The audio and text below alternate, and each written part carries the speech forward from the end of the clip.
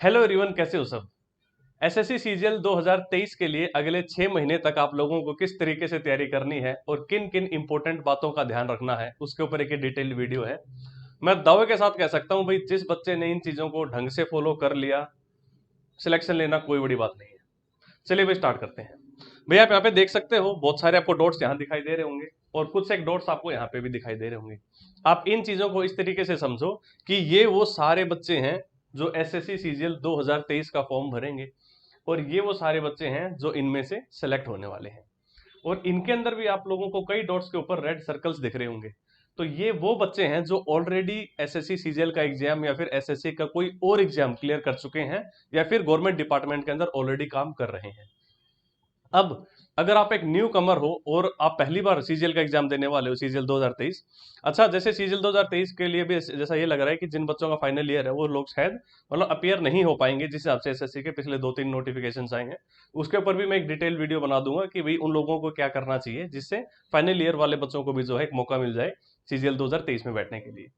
तो अब आप अगर नए खिलाड़ी हो, पहली बार अगर आप सीजीएल का एग्जाम देने वाले हो, तो आप यहाँ से एक आइडिया लगा लो कि किस भीड़ में से मतलब कितने जो बच्चे हैं जो है निकल के आएंगे जो कि ऐसे होंगे जो फर्स्ट टाइम में अपना सिलेक्शन ले लेंगे। ठीक है, देख के ये चीजें आपको लग रही होंगी बड़ी मुश्किल है, बट लिटरली मैं कह रहा हूँ कुछ एक 5-7 चीजें हैं, अगर उनका आपने ढंग से पूरी ईमानदारी से इस्तेमाल कर लिया तो कोई बड़ी बात नहीं है इस भीड़ से हट के निकल के यहाँ पे आ पाना। ठीक है भाई, सबसे पहली चीज जो आप लोगों को पता होनी चाहिए डे वन से, वो क्या है भाई? Knowledge plus speed is equals to selection. Specially SSC की अगर बात करें तो अगर आप एसएससी सीजीएल की तैयारी कर रहे हो तो अकेली नॉलेज से सिलेक्शन नहीं होएगा। नॉलेज नहीं होगी तो स्पीड बढ़ाओगे ही कैसे? यानी नॉलेज के साथ साथ आप लोगों को स्पीड भी चाहिए, तभी सिलेक्शन हो सकता है। ऑफ कोर्स एक किस्मत का भी छोटा सा फैक्टर होता है यहाँ पे, बट अक्सर जो बच्चा अच्छी मेहनत करता है किस्मत कभी ना कभी उसकी साथ दे ही देती है, बहुत ज्यादा खराब नहीं होती। यानी knowledge plus speed equals to selection. Knowledge आपको कहाँ से मिलेगी?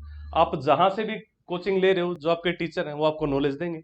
स्पीड कैसे बढ़ेगी? आप भाई नोट्स बनाओगे और उन नोट्स का रिवीजन करोगे बार बार, मतलब अच्छी प्रैक्टिस करोगे, मॉक टेस्ट लगाओगे, उससे आपकी स्पीड बनेगी और इसी से आप जो है सिलेक्शन के पास पहुंच सकते हो। और जिन बच्चों ने मॉक्स नहीं लिए हैं उन्हें मैं बता दूं कि फिलहाल टेक्स्ट बुक की एनिवर्सरी सेल चल रही है और इस सेल के ऊपर आप लोगों को भयंकर डिस्काउंट मिल रहा है, जिसपे जहां पहले आपको 1 साल का पास मिलता था वहां 18 महीने का पास मिल रहा है। अगर आप भाई कूपन का इस्तेमाल करते हो, BHAI कूपन लगा लेना, BHAI भाई, तो आप लोगों को 269 रुपीज में जो है 18 महीने का पास मिल जाएगा। अगले 18 महीने तक आप अनलिमिटेड जितने मर्जी मॉक्स लगा सकते हो। सीजीएल, CHSL, MTS सारे मॉक्स मिल जाएंगे आपको, प्री के भी और मेंस के भी। यानी जितने भी मतलब वो बच्चे जो मेंस आप लोगों के साथ देंगे वो सारे बच्चे यहाँ पे ऑलरेडी मॉक्स दे रहे होंगे। तो आप लोग चेक कर सकते हो कि भी आप लोगों की क्या रैंक आ रही है उस भीड़ के अंदर, जो भीड़ आप लोगों के साथ एक्चुअल में एग्जाम देगी। ठीक है, अब आ जाओ भाई यहाँ पे। भाई देखो, काफी बच्चों का डाउट होता है क्या बिना कोचिंग के सिलेक्शन हो सकता है? अब देखो यार, अगर इसका वन वर्ड अगर आपको आंसर चाहिए हो सकता है या नहीं हो सकता है की बात करें तो हाँ, इसका आंसर होगा हाँ भाई हो सकता है। बट क्या बिना कोचिंग के ट्राई करना चाहिए सिलेक्शन लेना? तो मेरा आंसर होगा नहीं भाई, बिल्कुल ट्राई नहीं करना चाहिए, क्योंकि बिना कोचिंग के हर किसी का नहीं हो सकता। बहुत रेयरेस्ट ऑफ रेयर बच्चे होते हैं जो बिना कोचिंग के करने की मतलब इसको कैपेबिलिटी रखते हैं, बट आप, मैं मानता हूं उन लोगों में से नहीं होगे, क्योंकि कोचिंग का फायदा क्या होता है? आप लोगों को सारी चीजें एक जगह मिल जाती हैं अच्छे से अरेंज होके, अदरवाइज यूट्यूब के ऊपर चीजें बिखरी हुई हैं। भाई सेकंड, भाई बेस्ट कोचिंग कौन सी है? भाई ये सवाल तो कभी पूछना ही नहीं चाहिए आपको। बेस्ट टीचर कौन सा है, बेस्ट कोचिंग कौन सी है, न किसी कोचिंग का न किसी टीचर का कभी भक्त बनना है आप लोगों को। क्योंकि जो बच्चे फाइनली जो सिलेक्ट हो जाते हैं, एक बात देख लेना, उन लोगों में आप लोगों को कॉमन मिलेगी कि वो बच्चे कभी भी किसी के भक्त नहीं होते। तो कोचिंग एक लेवल पे जाने के बाद लगभग सारी कोचिंग्स एक जैसी हैं। जो छोटी मोटी है जिनको कोई एक्सपीरियंस नहीं है उनका आई कैन से मतलब ठीक है, मतलब खराब आउटपुट दे रही होंगी। लेकिन जिन लोगों को एक एसएससी की फील्ड में अच्छा खासा एक्सपीरियंस हो चुका है, जो ब्रांड बन चुके हैं, आप लोग देख रहे हो हर जगह आप लोगों को यूट्यूब पे नजर आ रही हैं, या वैसे जिन्होंने अच्छे सिलेक्शन दिए हैं, वो सारी कोचिंग्स एक जैसी हैं। मतलब आप ये नहीं कह सकते कि ये कोचिंग बढ़िया है वो कोचिंग खराब हो जाएगी, कि मैं इसी में तैयारी करूंगा तो सिलेक्शन होगा, वहां करूंगा तो नहीं होगा। बेस्ट आपको बनना पड़ेगा। क्या आप एक बेस्ट स्टूडेंट हो? आप जब अपना बेस्ट दोगे तो उससे सिलेक्शन होगा। एक कोचिंग के बेस्ट या फिर एक टीचर के बेस्ट होने की जरूरत नहीं है, वो 19-20 भी चल जाएगा। ठीक है, उनका 19-20 चल जाएगा, आप 19-20 नहीं होनी चाहिए, आपको अपना 100% देना पड़ेगा। Third question is best books कौन सी हैं? मैं देखो, बेस्ट बुक्स की बात करूं तो आप किसी भी एग्जाम की तैयारी कर रहे हो, मैं सीजीएल की बात नहीं कर रहा हूं, आप इस दुनिया में किसी भी एग्जाम की तैयारी कर रहे हो तो बेस्ट बुक्स हमेशा वो होंगी जिसके अंदर कंटेंट जो है वो एग्जाम ओरिएंटेड होगा। और एसएससी की मैं अगर बात करूं तो एसएससी के अंदर क्या होता है ना, चीजें रिपीट आती हैं, कॉन्सेप्ट्स रिपीट होते हैं। तो जब चीजें रिपीट हो रही हैं तो हम कहेंगे कि भाई बेस्ट बुक्स वो होंगी जिसके अंदर वो सारा का सारा कंटेंट हो जो एसएससी ने पहले एग्जाम्स के अंदर पूछा है। इसमें आपको बहुत सारे मतलब पब्लिकेशंस की जो है बुक्स मिल जाएंगी, जो आपको ठीक लगे वो आप ले सकते हो। बट जैसा आप लोगों को पता है कि भाई किरण पब्लिकेशन जो है मतलब एसएससी के फील्ड में सबसे पुराना, सबसे रिनोड और सबसे जाना माना पब्लिकेशन है। तो किरण पब्लिकेशंस की जो 4 बुक्स हैं आपकी, एक मैथ्स की, एक रीजनिंग की, एक इंग्लिश की, एक जीके की, जिसके अंदर टीसीएस के सारे क्वेश्चंस का कंपाइलेशन कर रखा है। टीसीएस कौन है? टीसीएस भाई वो एग्जाम कंडक्टिंग बॉडी है जो मतलब एसएससी के एग्जाम्स कंडक्ट करवाता है। तो यानी कि आप ये मानो टीसीएस ने अपने एग्जाम्स में जो सवाल पूछे हैं वो सारे के सारे सवाल मतलब किरण पब्लिकेशंस की इन चारों बुक्स के अंदर उनका कंपाइलेशन आप लोगों को मिल जाएगा, और टीसीएस ही आपका एग्जाम लेने वाला है। तो मान के चलो जो चीजें उन्होंने पहले पूछी हैं लगभग उसी के लेवल के आसपास की वो चीजें दोबारा पूछेगा। ठीक है, तो पिछले 4 साल के अंदर टीसीएस ने लगभग इन चारों सब्जेक्ट्स में लगभग जो है 10-10 12-12 हजार सवाल पूछ लिए हैं। तो इनमें से निकलना अपना पहला धर्म बनता है। अगर आप इनको छोड़ रहे हो तो मेरे भाई मतलब आप एक गलती कर रहे हो। यानी पहली चीज आप क्या करोगे, आपको कोचिंग लेनी है बढ़िया सी, आपको बढ़िया से उसके अंदर नोट्स बनाने हैं। क्योंकि देखो आप कोचिंग के अंदर जिस तरीके से चीजों को सीखते हो उन चीजों का इस्तेमाल करके आप लोगों को जो है इन बुक्स की प्रैक्टिस करनी होगी। अगर आप सीधे इन बुक्स को उठा लोगे तो चीजें समझ में नहीं आएंगी उतनी बढ़िया तरीके से। अच्छा आउटपुट तभी मिलेगा जब आपने अच्छे से क्लासेस ले रखी हो, अच्छा उनका रिवीजन कर रखा हो, बढ़िया से नोट्स बना रखे हो। एसएससी कोई हाई फाई मतलब ऐसे नहीं मांगती कि भाई मुझे किसी भी कॉलेज का टॉपर चाहिए। मतलब आप एक मान के देखो अपने देश के अंदर कितने मतलब हजारों कॉलेजेस होंगे, जितने अपने देश में कॉलेज हैं उससे कम जो है एसएससी की वैकेंसीज होती है सीजीएल की। अगर हर कॉलेज का टॉपर भी सिलेक्ट हो जाएगा तो भी मतलब सारे टॉपर सिलेक्ट नहीं हो पाएंगे। बट एसएससी को टॉपर चाहिए ही नहीं। एसएससी को चाहिए तुम्हारे और मेरे जैसे मीडियोकर बच्चे, मतलब एक ऐसा बच्चा जो एवरेज हो, जो चीजें समझना जानता हो, कोई से कुछ सिखाए तो वो सीख लेता हो, सीखने के बाद उसका रिवीजन करता हो, बढ़िया से प्रैक्टिस करता हो और कंसिस्टेंसी से पढ़ता हो। बस ये 5-4 क्वालिटी जिस बंदे के अंदर है एसएससी को वही बंदा चाहिए कि भाई आ जाओ हम आपको नौकरी दे देंगे। एसएससी को टॉपर से कोई लेना देना ही नहीं है। बट स्टिल क्योंकि टॉपर्स के अंदर अक्सर ये क्वालिटीज मिलती हैं इसलिए टॉपर्स भी सिलेक्ट हो जाते हैं। बट अगर ये क्वालिटी एक मीडियोकर बच्चे के अंदर है तो वो बच्चा भी सिलेक्ट होएगा। ठीक है, भाई बात करें मैथ्स की, रीजनिंग की, इंग्लिश की, जीके की, भाई इन चारों सब्जेक्ट्स के आपको पीवाईक्यू, पीवाईक्यू मतलब प्रीवियस ईयर क्वेश्चंस, ये तो करने ही करने हैं। भाई ये अगर आप छोड़ रहे हो और आप कोई किताब कर लो चाहे दुनिया की, तो आप एक किस्म का पाप कर रहे हो। मतलब लिटरली वैसे पाप नहीं, मतलब आप अपने साथ एक मतलब इनजस्टिस कर रहे हो। आप मेहनत कर रहे हो गलत डायरेक्शन में कर रहे हो तो फिर मतलब इतना अच्छा रिजल्ट आपको नहीं देखने को मिलेगा। मैथ्स की मैं बात करूं, जहां से आप क्लासेस ले रहे हो वहां से आप जो है बढ़िया से नोट्स बनाओगे अपने, और प्रैक्टिस के लिए कहाँ से प्रैक्टिस करोगे, जो मैंने भी आप लोगों को बुक बताई थी पीवाई की, आपको कोई भी बुक मिल जाए वहां से आप प्रैक्टिस कर सकते हो इनकी। रीजनिंग की वही चीज, भाई आप क्लासेस ले रहे हो ठीक है, क्लासेस से चल जाएगा। बाकी मैं तो मानता हूँ रीजनिंग के लिए आपको क्लासेस की जरूरत भी नहीं है। अगर आप एक ठीक ठाक से मतलब एक ऐसे बच्चे हो जो कि रीजनिंग के क्वेश्चंस को देख के उनके सॉल्यूशंस को देख के समझ जाए कि हाँ भाई ये क्या दिखा रखा है अपने को। बट अगर फिर भी आप लोगों को लगता है कि भाई मुझे रिस्क नहीं लेना और मुझे जरूरत है रीजनिंग के क्लासेस की, तो आप रीजनिंग के क्लासेस भी ले सकते हो। अदरवाइज आप लोगों को ऐसे भी बहुत सारे बच्चे मिल जाएंगे जिनका सिलेक्शन होता है और उन्होंने रीजनिंग की कभी क्लासेस नहीं ली होती। जस्ट बिकॉज उन्होंने नहीं ली इसलिए मैं नहीं लूं और ये आप कह के अगर नहीं लो तो मतलब वो चीज नहीं है। हर इंसान को अपने औकात पता होता है, सबको पता है कि भाई मैं कितनी चीजें किताब से देख के समझ सकता हूँ और कितनी चीजों के लिए मुझे किसी भी टीचर की जरूरत है। तो ये चीज आपको पता है, आप ही इसका फैसला लेना। इंग्लिश की बात करूं, प्रैक्टिस कहां से करोगे, प्रीवियस ईयर क्वेश्चन से, प्लस नोट्स जो आपके टीचर जो आपको पढ़ा रहे होंगे उनके नोट्स बनाओगे। इसके अलावा भी आप लोगों को पता है कि भाई केडी कैंपस की वॉल्यूम 1 आती है नीतू सिंह मैम की, उनकी वो जो बुक है काफी बढ़िया है। आप ये बात मान के चलो कि जो आप क्लास में पढ़ के जो नोट्स बना रहे होंगे वो सारे के सारे नोट्स इस बुक से मिलते जुलते ही आपको मिलेंगे।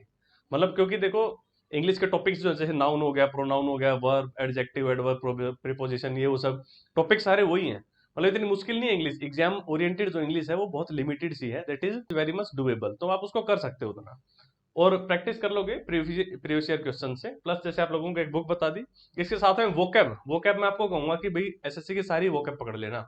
मतलब पिछले 10-15-20 सालों में एसएससी ने जितनी भी वोकैब पूछी हुई है वो सारी की सारी आपको रगड़नी है।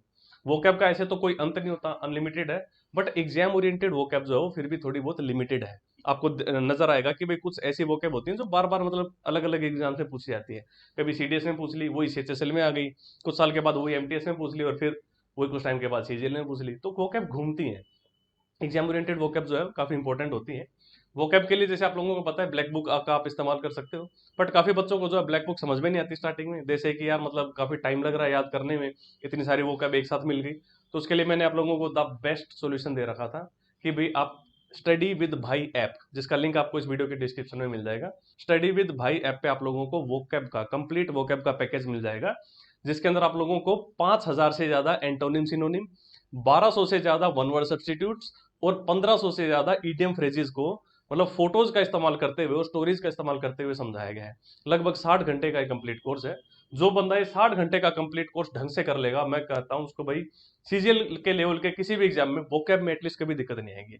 और आप जब इंग्लिश कर रहे हो तो इंग्लिश वोकैब अगर आपको नहीं आती है तो इंग्लिश आपको वैसे समझ में नहीं आएगी। तो वोकैब एक किस्म से मतलब इंग्लिश की आत्मा है। जो आपके रूल्स हैं मतलब ग्रामर वगैरह, that is okay, I agree. But कई बार ऐसा होता है ग्रामर आपको आ गई और उस सेंटेंस के अंदर कोई वोकैब ऐसी है आपको समझ में नहीं आ रही तो दिक्कत दे सकती है। ठीक है, तो it's one of the finest courses.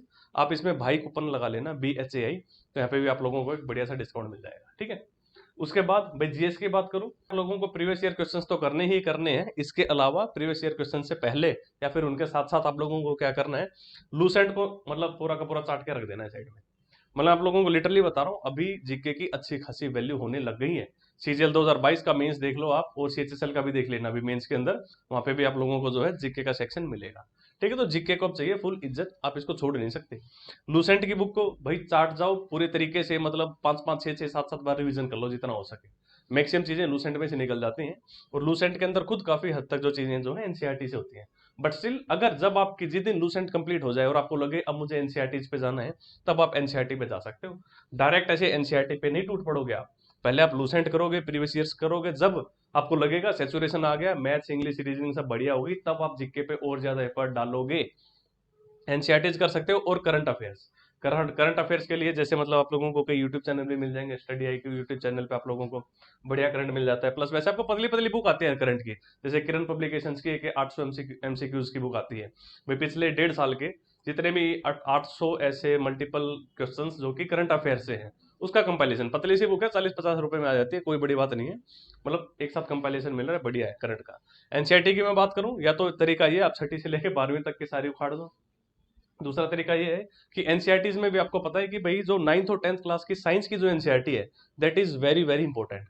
क्योंकि साइंस का जब भी क्वेश्चन बनता है ढंग का क्वेश्चन या मीडियम क्वेश्चन या थोड़ा हाई क्वेश्चन, वो 9th और 10th क्लास से बनेगा। बिल्कुल ही बेसिक कोई सवाल बन जाएगा तो 7वीं या 8वीं से भी बन सकता है। अदरवाइज ढंग का सवाल हमेशा 9वीं और 10वीं की साइंस से बनेगा। और जैसा मैंने पहले भी बताया था आप लोगों को, और आप लोगों ने काफी प्यार भी दिया इस चीज को, कि भाई इस वीडियो के डिस्क्रिप्शन में आप लोगों को 9th और 10th क्लास की एनसीईआरटी साइंस के 1800 मोस्ट इंपोर्टेंट एमसीक्यूज मिल जाएंगे बाईलैंग्वेज, इंग्लिश और हिंदी दोनों मीडियम में। और ये जो क्वेश्चन है कहीं से भी कॉपी पेस्ट नहीं है, लिटरली खुद एनसीईआरटीज को अपने सामने रख के पूरा पढ़ते हुए जो है एक एक क्वेश्चन को यहाँ पे क्रिएट किया गया है। तो इससे बाहर आपको एनसीईआरटीज में ढंग का जो अच्छा लेवल का सवाल होगा वो नहीं मिलेगा। इन 1800 में से हो सकता है 700-800 आपको पहले से आते हो, 500-700 आपको और करने हैं। जो आपको लगे बहुत ज्यादा मतलब टफ लग रहा है उसको आप छोड़ भी सकते हो। 1800 से इन 1800 में से 1500-1600 सवाल आप लोगों को डेफिनेटली आने चाहिए। ठीक है, और ऐसे ही आप लोगों को एनसीईआरटी 6 से लेकर 12 तक की ये सिर्फ हिंदी मीडियम में है। आपकी हिस्ट्री, इकोनॉमिक्स, ज्योग्राफी और पॉलिटी, ये चारों सेक्शंस मिल जाएंगे। मोस्ट इंपॉर्टेंट है, मतलब काफी मेहनत लगी थी यार। मैं जो 9th और 10th क्लास की एनसीईआरटी बता रहा हूँ, मेरे फादर साहब ने खुद बनाई है ये, ट्यूशंस पढ़ाया है बच्चों को, काफी साल इतना सारा एक्सपीरियंस रहा है, काफी टाइम लगा इसको बनने में। फिर आपके सामने जो है फट से आप लोगों को नजर आ रही होगी। इसके बाद नेक्स्ट मैं आप लोगों को बता दूं भाई, जो इंपॉर्टेंट चीज जैसे मैंने पहले भी बताया था, कोचिंग। मतलब ले दे के जो सिलेक्शन होना है ना, इन्हीं 3-4 चीजों से होना है। पहली चीज कोचिंग होनी चाहिए, आपकी अपनी मर्जी है, जो टीचर आपको अच्छा लगे, जो समझ में आ जाए, भक्त नहीं बनना बस किसी का भी लाइफ में। ठीक है, मतलब आप सेंसिबली आप किसी को लाइक डिसलाइक कर सकते हो, लेकिन ब्लाइंडली कभी भी किसी को फॉलो नहीं करना। भाई वो ही टीचर अच्छा है, इसके अलावा सारे खराब है, ये गलत चीज है। मतलब जो बढ़िया है आप उसकी इज्जत करो, उसकी रिस्पेक्ट करो। दैट इज द मतलब one of the finest things that you can do. Coaching, coaching के साथ साथ आपको नोट्स बनाने हैं। जो बच्चा नोट्स नहीं बनाएगा उसका सिलेक्शन नहीं होगा। लिख के देने को तैयार हूं, अनलेस आप कोई गॉड गिफ्टेड हो। मैं तो ये मानता हूँ जो व्यूवर्स मेरी वीडियो देख रहे हैं वो मीडियोकर से बच्चे हैं, और मतलब उसमें मैक्सिमम हिंदी मीडियम के बच्चे हैं। मीन्स ये वो बच्चे हैं जिन्हें बहुत एफर्ट लगाने पड़ते हैं कोई भी चीज सीखने के लिए, समझने के लिए। मतलब जब कोई टीचर आपको सामने पढ़ा रहा होता है तब आपको लगता है हाँ चीजें बड़ी आसान है, आप यूं बैठ के देख लेते हो, हाँ चलो सही है, सब समझ में आ रहा है। बट नोट्स नहीं बनाओगे ना मेरे भाई, मतलब कब चीजें उड़ जाएंगी पता ही नहीं चलेगा दिमाग में से। लेकिन जब आप नोट्स नहीं बना रहे होगे उस टाइम पे आपको चीज पता नहीं चलेगी।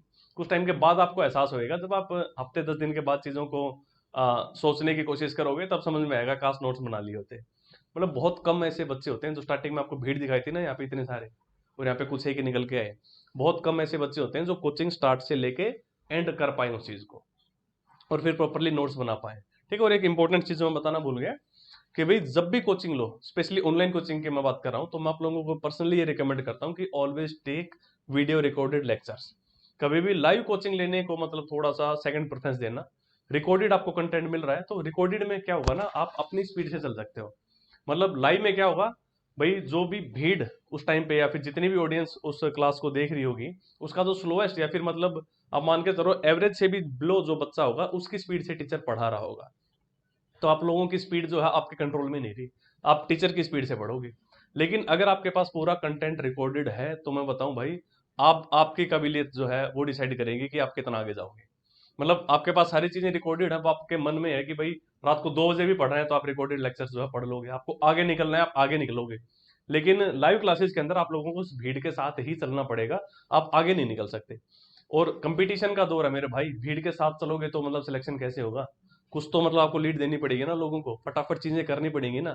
6 महीने का टाइम है, इन 6 महीने में यार मतलब आपको वो बच्चे भी मिलेंगे जो आधा ही सिलेबस कंप्लीट कर पाएंगे, और आपको वो बच्चे भी मिलेंगे जो 4 महीने में सिलेबस कंप्लीट करके पांचवें छठे महीने में दो दो तीन तीन चार चार बार रिवीजन कर लेंगे चीजों का। अब हर तरीके के बंदे हैं। मतलब 99% बच्चे फेल क्यों हो रहे हैं, सिलेक्शन रेशियो इतना कम क्यों है। एक तो ये कि भाई जो बच्चे सिलेक्ट हो रहे हैं वो ऑलरेडी, उनमें से काफी बच्चे ऐसे थे जो मतलब जिनकी स्कूलिंग काफी अच्छी रही होती है, आईआईटीज के एनआईटीज के बहुत सारे आपको इंजीनियर्स मिल जाएंगे। मतलब आप सोच के देखो यार, आप अगर आपने कहीं से हिंदी मीडियम से आप वैसे पढ़े हुए हो, आपने बीए की है कहीं से, और आपका कंपटीशन किस बच्चे के साथ होगा जो बच्चा एनआईटी से निकला हुआ है, एनआईटी मतलब बड़े अच्छे इंजीनियरिंग के कॉलेजेस से, तो आप उसको कैसे compete कर पाओगे। वो बच्चा अगर दिन में 3 घंटे भी पढ़ के सिलेक्शन ले पा रहा है, तो आपको क्या लग रहा है आपका 5 घंटे पढ़ने से ही हो जाएगा। भाई नहीं होगा, उस बंदे का लेवल आपसे बहुत आगे है। तो आप लोगों को बहुत भयंकर तरीके से पढ़ना पड़ेगा। मतलब सीजीएल 2022 हुआ, 2023, 2024, 24 का मैं कह नहीं सकता, बट 22 एंड 23 आर दो CGLs which will not disappoint you in case of vacancies. मतलब वैकेंसीज आप लोगों को ठीक मिलेंगी, कभी पछतावा नहीं होगा कि यार मतलब कम वैकेंसीज है। अब सीजीएल 2020 सीजीएल 2021 वालों से पूछो, 7-7 8-8 हजार वैकेंसीज लेके बैठे हुए हैं। मतलब उन लोगों का दर्द थोड़ा सा समझो। सीजीएल 2022 या 23 में अगर आप सिलेक्शन नहीं ले पा रहे हो तो काफी टाइम तक अफसोस में रहोगे। मतलब फिर गलती ढूंढ लेना किसकी थी। इतनी बड़ी लिस्ट के अंदर जब आपका नाम ही नहीं होगा, जब सीजन 2022 की अगर मैं बात करूं, जहां अपने को पता है 35-40 हजार वैकेंसीज हैं, 23 के भी आंकड़े आने थोड़े बाकी हैं। अब 35-40 हजार की भीड़ के अंदर अपना नाम नहीं होगा तो किसको मतलब कसूरवार ठहराओगे। कुछ भी गलत हो जाता है इंसान किस्मत पे थोप देता है, कुछ लोग अपने पेरेंट्स के ऊपर जिम्मा डाल देते हैं कि यार इन्होंने कुछ गलत कर दिया या इन्होंने नहीं पढ़ने दिया। कुछ लोग सरकार के ऊपर गुस्सा निकाल देते हैं। बट 35 हजार वैकेंसीज में भी अगर नहीं होगा तो अपने आप को ही ब्लेम करना पड़ेगा। और कब तक करोगे, कितना करोगे, उससे कितना नुकसान होएगा, मतलब कहाँ तक चीजें जाएंगी वो फिर देख लेना भाई। मतलब मुश्किल तो चीजें हैं नहीं, आज सब कुछ आपके पास में। मेरे हिसाब में अगर आपके पास आज के टाइम मोबाइल है, उसके अंदर डाटा है, पढ़ने के लिए टाइम है, किताबें हैं और टेबल और कुर्सी है बैठने के लिए, तो मेरे भाई इससे ज्यादा और कुछ नहीं चाहिए। अगर आपको कंटेंट सब कुछ आप आज के टाइम ऑनलाइन अवेलेबल है। मतलब टीचर आपको जो आपकी स्क्रीन पे आ चुका है आज के टाइम, आपके घर आ चुका है एक किस्म से, मान लो अगर आज आप सिलेक्शन नहीं ले सकते तो मैं कह रहा हूँ 15-20-25 साल के बाद जब आपका बच्चा यही चीजें पढ़ रहा होगा, वो आपको देख के यूं ना बोल दे कि पापा ये क्या है, ये वाले सवाल आपसे नहीं निकले तब। है मतलब नॉलेज तो हो सकता है होगी आपको, लेकिन स्पीड थोड़ी सी बढ़ा लो, हो जाएगा सिलेक्शन, कोई बड़ी बात नहीं है। तब आप बच्चे को हो सकता है दिखा दो कि नहीं बेटा लो ऐसे हो गया, तो बोलेगा पापा स्पीड क्यों नहीं बढ़ाई। या तो आप लाइफ में कुछ ऐसा कर जाओ कि बच्चा बोलने लायक ही नहीं रहे। ये सिलेक्शन विलेक्शन कोई बहुत बड़ी बात नहीं है, मैं बताऊं। इन सीजीएल में सेलेक्ट होने से बड़े बड़े बहुत ऐसे काम है जो इस भीड़ में से काफी बच्चे निकल के कर जाएंगे, उन कुछ एक लोगों से ज्यादा। जैसे स्टार्टिंग में आप लोगों को दिखाया था ना मैं, भाई क्या लग रहा है यहाँ पे, क्या यही बच्चे अच्छा ही अच्छी लाइफ जिएंगे, ये इनकी सबकी लाइफ खराब हो जाएगी, ऐसा लग रहा है क्या। ऐसा नहीं है। इस भीड़ में से भी बहुत सारे ऐसे बच्चे होंगे जो जिंदगी में इन लोगों से जो कि सिलेक्ट हो गए थे इनसे भी बढ़िया कर जाएंगे अपनी लाइफ में। या तो आप वो बच्चे बन जाओ जो इनसे भी बढ़िया कर जाए। ठीक है, लेकिन वो नहीं बनना जो सिलेक्ट भी नहीं हुए और कुछ बढ़िया भी नहीं कर पाए। तो दोनों में से एक चीज तो आप लोगों को एटलीस्ट करनी है, या तो सिलेक्शन ले लो और या फिर कुछ ऐसा करो कि मतलब सिलेक्शन लेने वालों से को भी आप पीछे छोड़ दो। ठीक है, कोचिंग नोट्स, रिवीजन और मॉक टेस्ट। ठीक है, रिवीजन के बिना चीजें भैया नहीं होने वाली, क्योंकि आप वो बच्चे हो जो कुछ टाइम के बाद चीजें भूल जाते हैं। अपने आप को मतलब आप खुदा मत समझो कि भाई एक बार पढ़ लिया और जिंदगी भर चीजें याद रहेंगी। आप एक्सेप्ट करो इस रियलिटी को, भूलोगे। पहला रिवीजन कब होता है किसी भी चीज का, आपने आज जो भी चीजें पढ़ी पहली बार लाइफ में, उसका अगले दिन सुबह सुबह पहला आपका रिवीजन होगा। सेकंड रिवीजन कब होगा? उसी वीक के अंदर अंदर। और थर्ड रिवीजन कब होगा? उसी मंथ के अंदर अंदर। मतलब एक डे एंड पे, एक वीक एंड पे, और तीसरा मंथ एंड पे। तो 3 रिवीजन तो आपको चाहिए चाहिए हर एक कंटेंट के। तो रिवीजन ही है जो आप लोगों को मेन सिलेक्शन की तरफ लेके जाता है। उसके बाद जैसे आपको पता है भाई, टीयर 1 और टीयर 2। टीयर 1 अपने को पता है जून जुलाई में हो जाएगा, है ना। टीयर 2 हम एक्सपेक्ट कर सकते हैं कि अक्टूबर के आसपास हो जाएगा। तो आपको ये भी पता है कि टीयर 1 जो है क्वालिफाइंग है। तो वो बच्चे जिन्हें ये लग रहा है कि भाई 6 महीने बहुत कम है सिलेक्शन के लिए, तो भाई लो 8-10 महीने ले लो, क्योंकि टीयर 2 के लिए लगभग 9-10 महीने बचे हुए हैं। टीयर 1 तो जस्ट क्वालिफाई करना है ना आपको। क्वालिफाई करने के लिए कितने नंबर चाहिए? बहुत ही कम चाहिए होते हैं, ठीक है। डिपेंड करेगा एग्जैक्टली कितनी वैकेंसीज आती हैं और एसएससी कितने गुना लेती है, वो भी चीज अपने को पता चल जाएगी। तो टीयर 1 आप क्वालिफाई करके, मतलब आप इस लेवल पे तो पहुंच ही जाओगे ना। आप टीयर 2 की मेन तैयारी कर रहे हो, तो टीयर 1 आपका वैसे ही निकल जाएगा टीयर 2 की तैयारी में। तो टीयर 1 मान लो 6 महीने बाद है, टीयर 2 या 9 या 10 महीने के बाद है। तो जिन बच्चों को ये लगता है कि भाई सीजीएल का एग्जाम 6 महीने में क्रैक नहीं होता, तो भाई 10 में कर लो, ये लो, है ना। मिलेगी आपको ऐसी भीड़ जो मतलब, ये चलो यार हर टाइप के बंदे होते हैं, है ना। कुछ बच्चे ऐसे होते हैं जो मतलब अर्थमेटिक को पूरी 1 महीने के अंदर खत्म करके आगे बढ़ जाते हैं। कुछ बच्चे ऐसे होते हैं जो भाई 1 महीने तक परसेंटेज चैप्टर को ही लेके बैठे रहते हैं, है ना। कोई बच्चा ऐसा होगा जो पूरी की पूरी वोकैब को मतलब कंप्लीट कर जाएगा 15, 20, 30, 35 दिन के अंदर। एक बच्चा ऐसा होगा जो पूरे साल करता रहेगा और उससे मतलब वोकैब भी कंप्लीट नहीं हो पाएगी। अब ये आप पे डिपेंड करता है कि आप कौन वो बच्चे हो, मतलब आप कौन सा वो बच्चा बनना चाहते हो। मेहनत तो करनी पड़ेगी, बिना मेहनत की चीजें नहीं होने वाली, ठीक है। तो टीयर 1 की मैं बात करूं तो अपने माइंड के अंदर एटलीस्ट आपको सेटिस्फेक्शन तब आएगा जब आप टीयर 2 में तब बैठो जब आपका टीयर 1 के अंदर एटलीस्ट 150 प्लस स्कोर हो, ठीक है। 150 प्लस अगर आपका नहीं है, इसके आसपास भी चल जाएगा। अगर आपको ज्यादा ही कट टू कट अगर आप टीयर 1 क्लियर कर रहे हो, तो टीयर 2 के अंदर मतलब कच्चा चबा जाएंगे आप लोगों को बंदे, अगर आपने बहुत भयंकर तैयारी नहीं की तो, ठीक है। टीयर 2 की भी जैसा अभी तक अपने को पता नहीं है, आज तक एक भी टीयर 2 का रिजल्ट आया नहीं है। सीजीएल 2022 का टीयर 2 का जब आ जाएगा तो वहां से अपने को आइडिया लग जाएगा।